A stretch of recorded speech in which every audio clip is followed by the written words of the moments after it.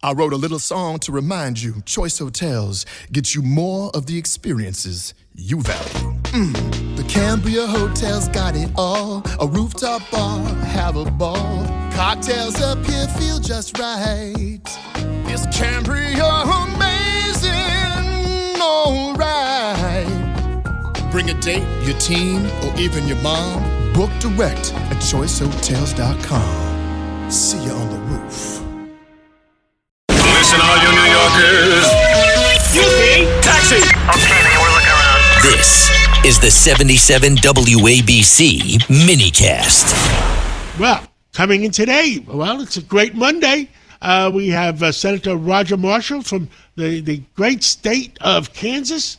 And, well, you're middle America. You guys have common sense.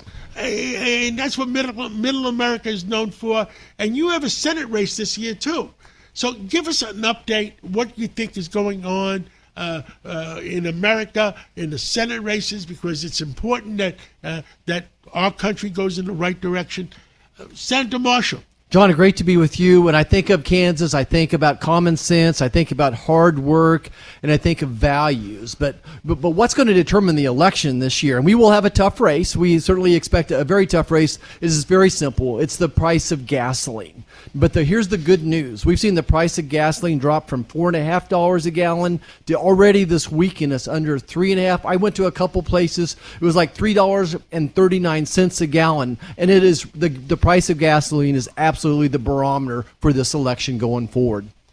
And if the price of gasoline goes down, then all of a sudden inflation goes down and interest rates go down. Yeah. John, it's that simple that the energy always leads into inflation, and it's the first to lead us out of inflation. And the good news, the economy back in Kansas is set and primed. Manufacturing is picking up. Boeing, they're booked out till 2030. All of my smaller manufacturing companies, 100, 300 employees, they are backed up on orders. We just can't find enough people to keep up with those jobs. We have a significant oil industry back home as well. Agriculture, cattle industry is great. So I think we get the price of gasoline under control. Everything else is full speed ahead. Can we fix immigration in America? I mean, we used to have Ellis Island, where we brought in immigrants that wanted to work hard for America, work 80 hours a week and do the right job. If we need bricklayers, we bring in bricklayers. If we need electricians, we bring in electricians.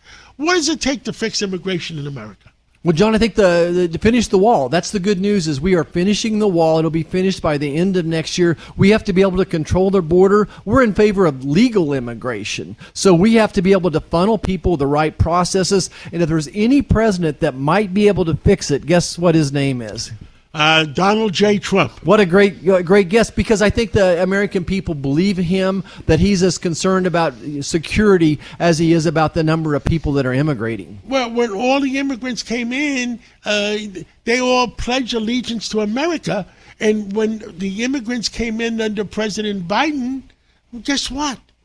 They hated America. You know, we went over a statistic before. The statistic in the Democratic Party before, when President Clinton was on, before President Obama, was 80% of the Democrats loved America.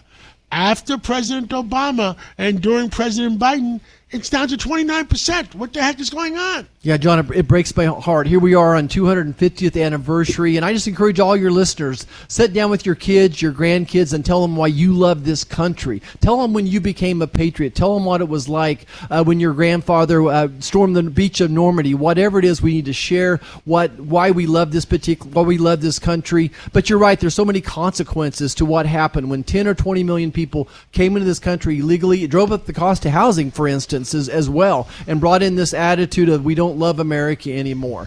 So it breaks my heart, but we got a great opportunity, 250th anniversary, to get out and celebrate America.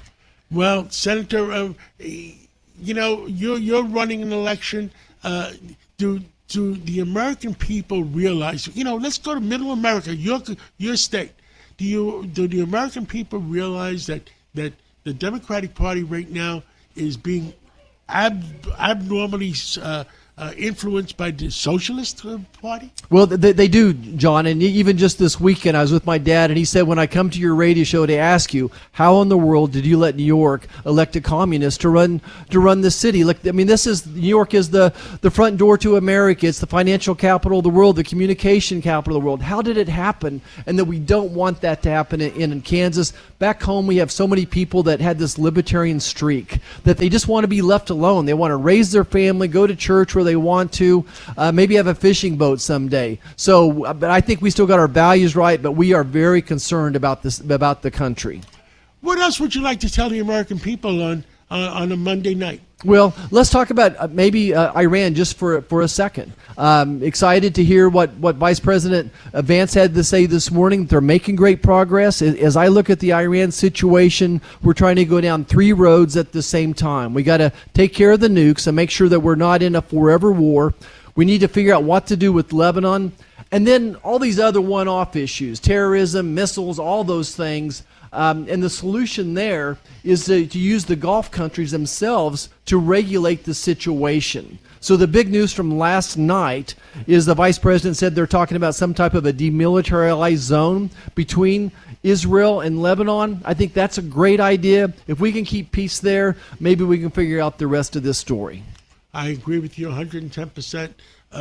Israel has to do what they have to do for their country. We have to do what we have to do for our country.